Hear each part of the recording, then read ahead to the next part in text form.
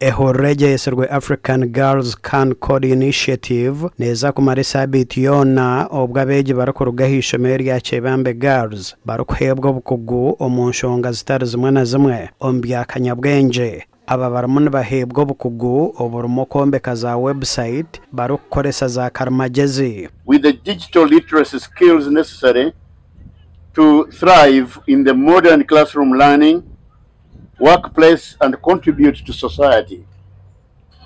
Information technology is vital in contemporary education by embracing access to information, facilitating collaboration. Orukure by'emishomo ahitendekere rya Mountains of the Moon University Professor John Kasenene hine byagambere nitwe aha mushomogo. Industry has historically been male dominated and the women are often underrepresented in STEM fields. Encouraging girls to pursue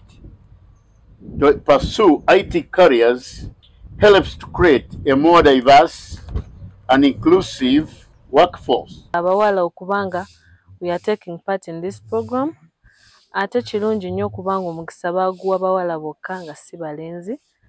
Eno program etuyambyeko ngaffe abawala okusitula skills zaffe mu computer science and technology in terms of building a website, ebya robotics. So ninihera zini skills obu nkuba nzine nja kulengaho kuba programmer nja kubuilding a website. Gasha kwa Jonan Tusingwire.